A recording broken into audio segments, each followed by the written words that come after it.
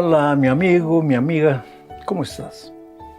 Qué bueno que vamos a estudiar nuevamente al apóstol Pablo escribiendo a los Efesios. Qué lecciones extraordinarias nos ayudan a crecer en la vida espiritual, nos ayudan a entender el Evangelio. Esta vez estudiaremos la lección número 4 para el 22 de julio del año 2023. El título de la lección es ¿Cómo nos rescata Dios? Y el propósito de la lección es enseñarnos que somos salvos solamente por gracia.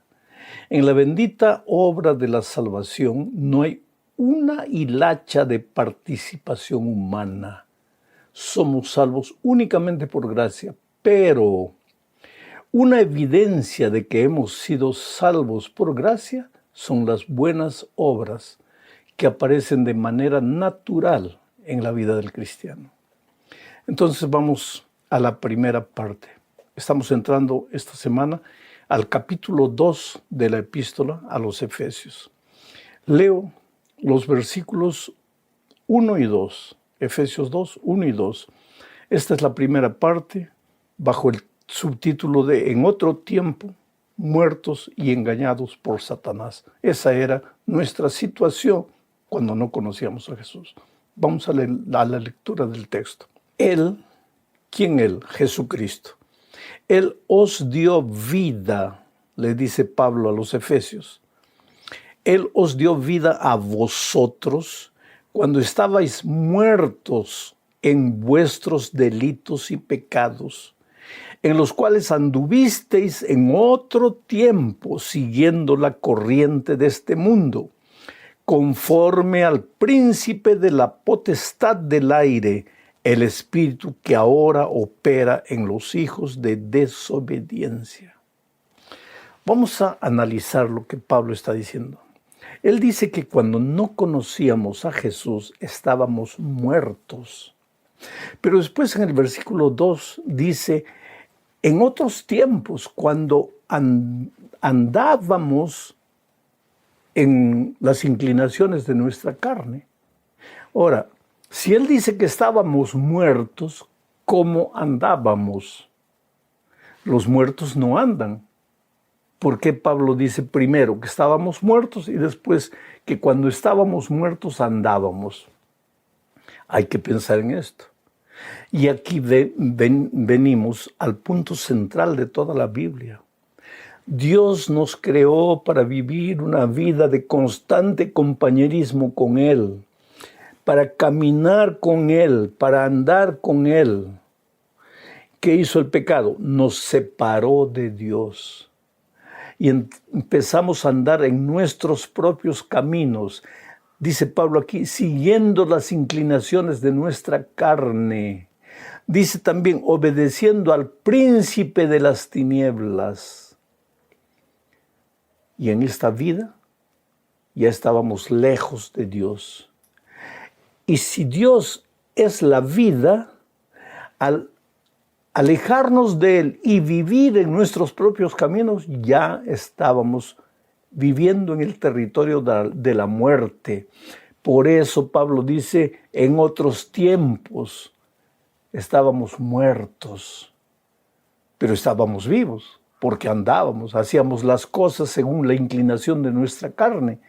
Estábamos vivos, pero estábamos muertos. Quiere decir, estábamos vivos físicamente, desde el punto de vista biológico, respirábamos, nuestro corazón latía, estábamos vivos. Comíamos, hacíamos, mentíamos, íbamos, viajábamos, estábamos vivos físicamente. Pero espiritualmente ya estábamos muertos. ¿Sabes cuál es el drama del ser humano moderno? Es que estamos muy preocupados en vivir físicamente. A eso espiritualmente se le llama sobrevivencia. Eso no es vivir. Si quieres vivir la vida en su plenitud, tienes que vivirla en Cristo Jesús. Tienes que aprender a caminar con Cristo todos los días. Estos tres textos tienen muchos pensamientos que infelizmente no hay tiempo para analizarlos y hablar de todos ellos, pero uno que me impresiona es en la segunda parte que dice que nosotros andábamos conforme al príncipe de la potestad del aire, el espíritu que ahora opera en los hijos de desobediencia. ¿Qué quiere decir eso? Que cuando estás en el territorio del enemigo, del príncipe de las tinieblas, ya no haces tú las cosas, es el príncipe de las tinieblas que las hace a través de ti. Tú eres una pobre marioneta, tú eres un títere en sus manos, él hace y deshace contigo como quiere. Tú no tienes fuerza de voluntad. Tú le prometes a Dios, Señor, ahora sí, ya nunca más te prometo. Y lloras, te arrepientes. Señor, a partir de hoy mi vida va a cambiar. 2 días después estás de nuevo en los caminos, porque no eres tú el que hace las cosas. Estás en el territorio del enemigo y es el príncipe de las tinieblas que te gobierna. ¿Y cómo lo hace? A través de la naturaleza pecaminosa. Porque aunque estemos convertidos, continuamos cargando la naturaleza pecaminosa. Ese drama Pablo lo retrata bien en el capítulo 7 de los Romanos, cuando dice, quiero hacer lo bueno, pero no puedo. Quiero hacer lo bueno, pero me descubro haciendo lo malo. Ahora, si hago lo malo que no quiero, pero hago y no puedo hacer lo bueno que quiero, entonces ya no lo hago yo, sino que el pecado que está dentro de mí, el espíritu de las tinieblas que te gobierna, la naturaleza pecaminosa que es la herramienta que el diablo usa para llevarte hacia el pecado. Ese es el retrato que Pablo les hace a los efesios de la vida del hombre que no conoce a Jesús. Pero vamos a la siguiente parte. La segunda parte sobre el título, en otro tiempo, engañados por nuestros propios deseos. Y aquí hablaremos de la expresión nuestros propios deseos. ¿Qué quiere decir eso? Pero vamos a leer el texto primero. Capítulo 2 de Efesios, versículo 3. Entre ellos vivíamos también todos nosotros en otro tiempo. ¿Quiénes entre ellos? Entre los seres humanos muertos, cadavéricos, que no conocen a Dios. Entre ellos vivíamos también todos nosotros en otro tiempo, andando en los deseos de nuestra carne, haciendo la voluntad de la carne y de los pensamientos, y éramos por naturaleza hijos de ira, lo mismo que los demás. Los deseos de nuestra carne. Por eso, querido, Salomón dice, hay camino que al hombre le parece derecho, pero su fin es la muerte. No confíes mucho en tus deseos, pero hoy día vivimos en tiempos en que todo el mundo, no, esto es lo que yo quiero, esto es lo que yo creo que es mejor para mí, esto es lo que yo pienso. En Brasil dice, eu acho. Oh, querido, cuidado. Si nos dejamos llevar por los deseos de la carne, por lo que nos gusta, por lo que pensamos que es bueno para nosotros, solo nos vamos a meter en confusión. Y cuando después estemos caídos en un rincón de la calle, heridos espiritualmente, con el hogar destruido, habiendo acabado con nuestros valores, con vergüenza de encontrarnos con los amigos, ahí recuérdate que viviste siguiendo los propios deseos de tu carne, de tu naturaleza pecaminosa. Oh, querido, no podemos dejarnos llevar solo por el gusto, por el paladar espiritual, solo por lo que las redes nos colocan en la cabeza hoy día, en fin, todos esos vehículos de comunicación que te hacen desear cosas que no existen, cosas mentirosas. Tú tienes que caminar a la luz de la palabra de Dios. Pero Pablo dice aquí que en otro tiempo, cuando nosotros no conocíamos la palabra de Dios, pues andábamos como ellos, siguiendo el deseo de nuestra propia carne. Y ese no es el plan de Dios para ti, porque el único que sale perdiendo eres tú. Por eso el diablo es especialista en seducir. ¿Qué cosa es seducir? Es atraerte. Te pinta cosas maravillosas, te muestra sensaciones alucinantes, te hace querer, te seduce. Y una vez que te sedujo, te abandona, te deja para ser golpeado por el peso de tu propia conciencia, para llevarte a la desesperación. Te ofrece 30 piezas de plata, pero después te lleva a ahorcarte debajo de un árbol como Judas. Así es el enemigo. Pero vamos ahora a la tercera parte de este estudio, hablando de ahora fuimos resucitados, fuimos exaltados, ascendidos al cielo con Cristo. Aquí está la solución divina, querido, para el problema del pecado. Efesios 2, 4 al 6 dice: pero Dios, que es rico en misericordia, por su gran amor con que nos amó, aun estando nosotros muertos en pecados, nos dio vida juntamente con Cristo. Por gracia sois salvos. Juntamente con Él nos resucitó y asimismo nos hizo sentar en los lugares celestiales con Cristo Jesús. Interesante este texto, me llena de alegría. Dice, pero Dios, en otro tiempo andábamos perdidos, acabados, destruyendo nuestra vida porque seguíamos los deseos de nuestra carne. Pero Dios, gloria a Dios, esa expresión, pero Dios.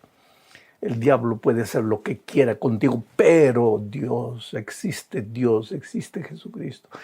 Pero Dios, que es rico en misericordia, por su gran amor con que nos amó. Mira, misericordia, nos amó con su gran amor. En un solo versículo, 3 veces el amor de Dios. Porque si no fuera por el amor de Dios, ¿dónde estaríamos, mi amado? Si no fuera por la misericordia de Dios, ¿dónde estaríamos hoy día hundidos en la miseria de esta vida, perdidos, destruidos?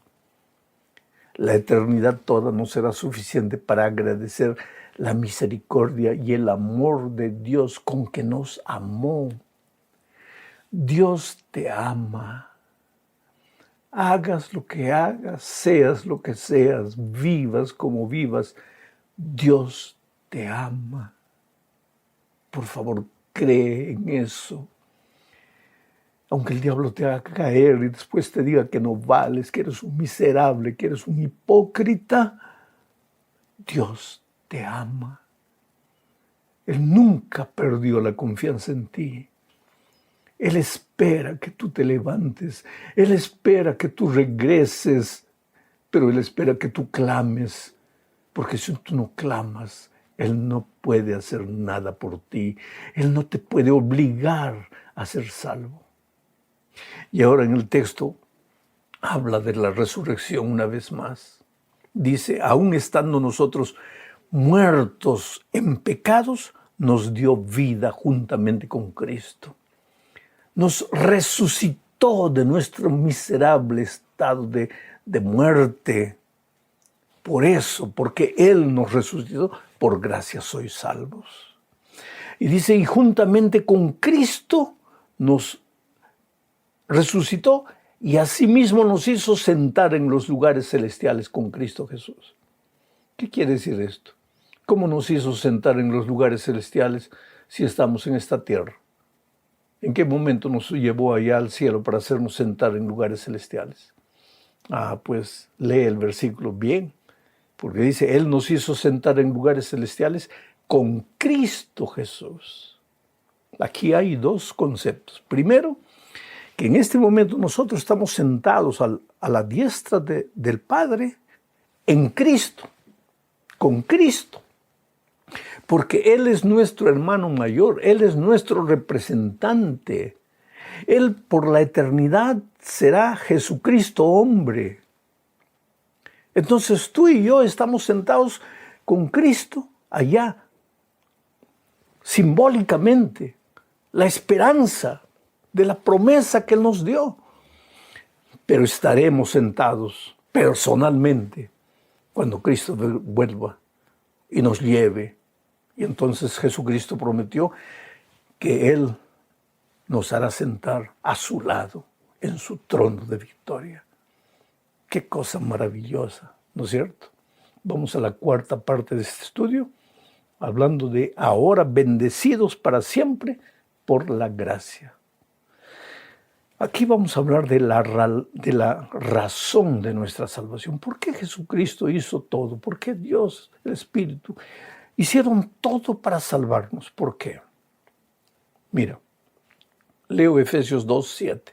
Dice así: para mostrar en los siglos venideros las abundantes riquezas de su gracia en su bondad para con nosotros en Cristo Jesús. Es que, mi amado, el diablo, cuando se levantó en el cielo, Lucifer acusó a Dios de ser un Dios intransigente, un Dios cruel, un Dios malo, un Dios que solo estaba observando la vida de sus hijos para castigarlos si se portaban mal. Y cuando el hombre pecó, el diablo fue el primero en decir: bueno, si pecaste mereces morir, tienes que morir porque Dios no te ama. Entonces Dios el Padre permitió que su Hijo, el Señor Jesucristo, viniera a este mundo para morir y ocupar nuestro lugar, para pagar nuestra deuda de muerte. Y ahora el Espíritu Santo trabaja en tu corazón todos los días para convencerte de que tienes que creer, porque si no crees, el sacrificio de Cristo no sirve para nada. ¿Y para qué todo eso?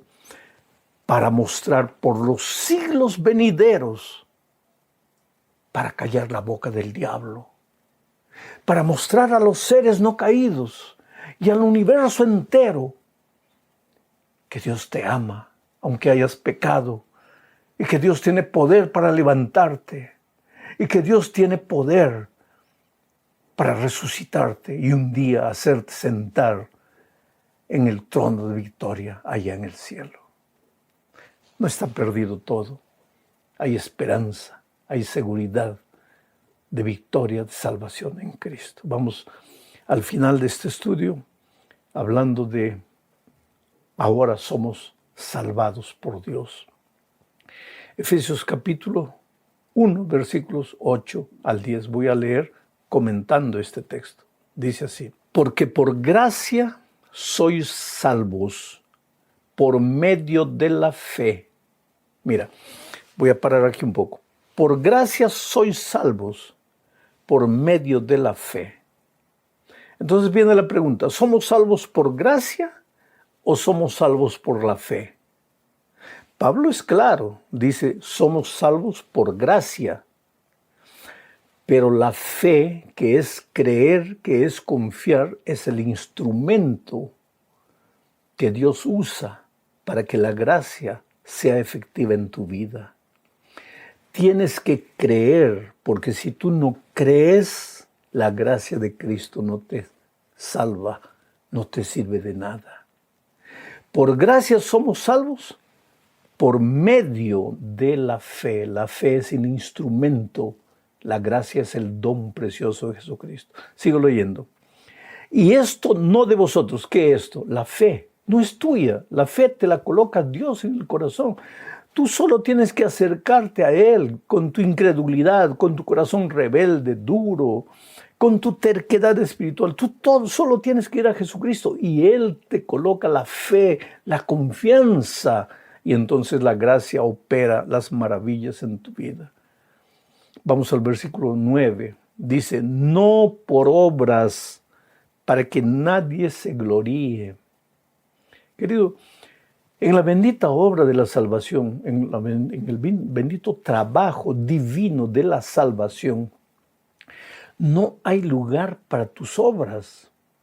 No es porque haces obras buenas que te vas a salvar. por favor, entiende.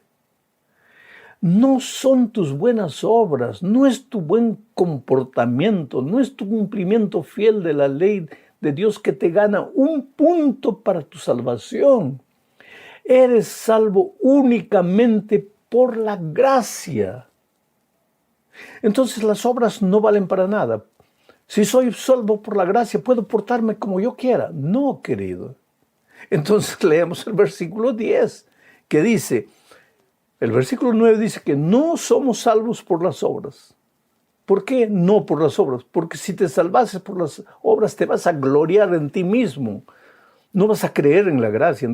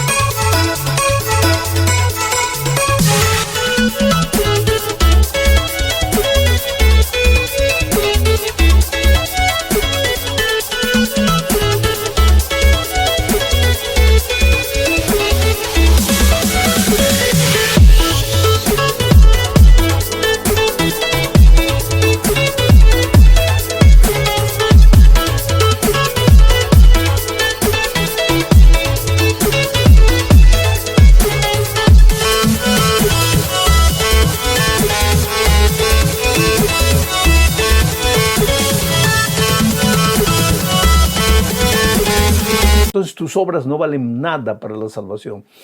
Pero dice el versículo 10, somos hechura suya. ¿De quién? De Dios. Él nos hizo. Somos hechura suya, creados en Cristo Jesús para buenas obras, las cuales Dios preparó de antemano para que anduviéramos en ellas. Hemos sido creados, vinimos a este mundo para hacer cosas buenas, no para revolcarnos en la miseria y el pecado. Hemos venido a este mundo para vivir como príncipes.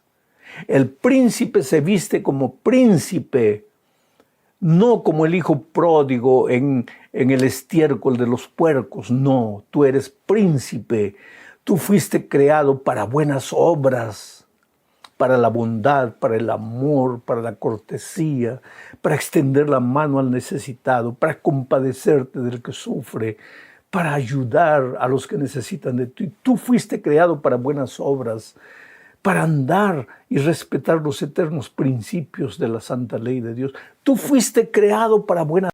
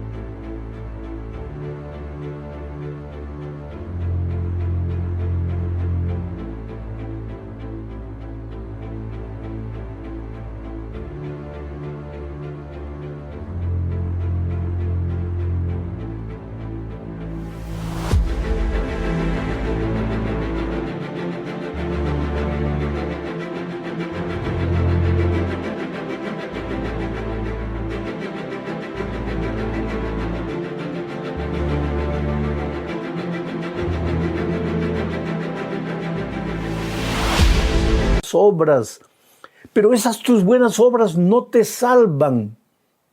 ¿Sabes por qué? Porque no son tuyas. Dice, fuiste creado para buenas obras, las cuales Dios preparó para ti. Es que cuando tú vas a Jesucristo y vives con Jesús y su Espíritu vive en ti, en tu vida aparecen los frutos del Espíritu Santo, que son las buenas obras. Te vuelves un hombre manso, un hombre tierno, un hombre dulce, una mujer paciente, una mujer cortés. Desaparece la prepotencia de tu vida, el orgullo, la vanagloria. Aprendes a hablar con cortesía, no con palabras feas, soeces. ¿Y por qué todo eso? Porque el Espíritu vive en ti. Y porque los frutos del Espíritu aparecen en tu vida. No son tus obras. Fuiste creado para buenas obras, pero no son tus obras. Son las obras del Espíritu en tu vida. Y si no son tuyas, ¿cómo es que tus buenas obras pueden salvarte? No pueden. Por eso eres salvo únicamente por la gracia. Oh, mi amado, vivir la vida cristiana es la cosa más fácil que hay. Es ir todos los días, todas las mañanas, todas las noches y decirle: Señor Jesús, yo soy un pobre pecador, yo no sirvo, pero yo te amo y sé que me amas y sé que no me creaste para vivir la vida que estoy viviendo, me creaste para buenas obras. Haz esas maravillas en mi vida, por favor, y tú vas a ver que Dios las va a hacer y vas a dormir con paz en tu corazón, con la seguridad de una vida perdonada, una vida salva en Cristo. Dios te bendiga, querido. Un gran abrazo y no tengas miedo de nada, ni de la vida, ni de la muerte, ni de tus enemigos, ni de la enfermedad, ni del cáncer, ni de nada. Tu vida está segura en Cristo Jesús.